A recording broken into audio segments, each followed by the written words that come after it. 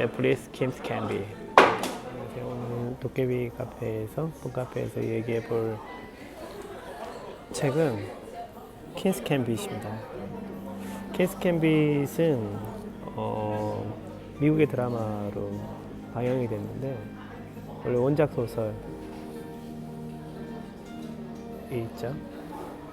이 소설을 바탕으로 해서 드라마를 찍었는데 굉장히 이 영화를 보시게 되면 새로운 것을 발견할 수 있습니다. 어떤 것을 발견할 수 있냐면 자기 자신이 굉장히 불안해하는 사람이구나, 초조해하고 하는 사람이라는 걸 알 수 있는데 왜 그러냐면 이 드라마에서는 그런 기법을 대립구조에 있는 인물들을 표현하지 않아요. 유튜브에서 저도 추천을 받아서 어떤 분이 소개했던 것을 보고 이렇게 한번 쭉 한 번에 다 볼 수 있었는데 이 드라마를 보면서 이제 습득 연습을 하면서 봤습니다. 그래서 볼 때는 영어 자막을 켜면서 이제 히어링도 하면서 듣는 과정을 이해를 해서 그래서 완전하게 자체를 완벽하게 이해는 할 수 없었지만 이것을 통해서 이제 습득하는 훈련도 하면서 영화 자체 소재에 대한 되게 재미있는 것, 그리고 이 영화를 통해서, 이 드라마를 통해서 우리가 좀 재미있게 볼 수 있는 부분은 영상 촬영을 굉장히 재미있게 표현을 했고, 또 하나는 색감이 너무 좋습니다. 색감이 좋아서 촬영하는 기법, 구도 이런 것들을 중심으로 해서 어떻게 요즘 촬영을 하는 사람들도 많이 계시니까 어떠한 느낌으로 이 인물의 구성을 해 나갔는지를 중심으로 해서 보시게 되는 것도 또 하나의 보는 재미가 될 수 있을 거라고 봅니다. 스토리적으로는 굉장히 어떤 체스의 진정한 승리자가 되기 위한 과정들인데 여기에서 구정에서 사람들을 각각 만나게 돼요.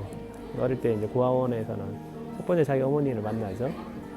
어머니가 돌아가시고 나서 또 고아원에 있는 마음을 만나게 되고 또 거기에서 체스를 배울 수 있는 분을 만나게 됩니다.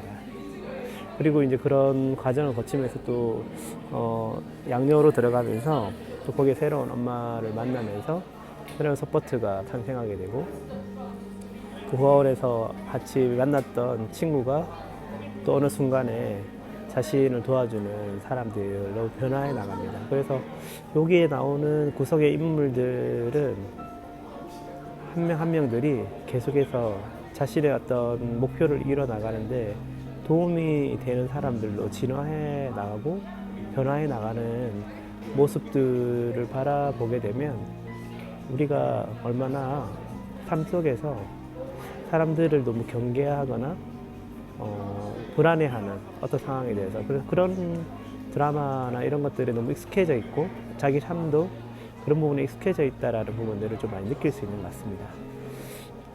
그리고 또 심도 있게 보면서 재미있게 본 부분들은 어떤 부분이냐면 이 주인공이 뇌를 쓰게 되는데 스크린, 그 뇌에 있는 스크린을 쓰게 되면서 체스를 할 수 있는, 체스를 발전시키는 하나의 또 계기를 마련해 나가는데 처음에는 이제 감기약 같은 어떤 약에 의존을 하게 되는 느낌으로 시작을 합니다. 뭐 아스피린 형태의.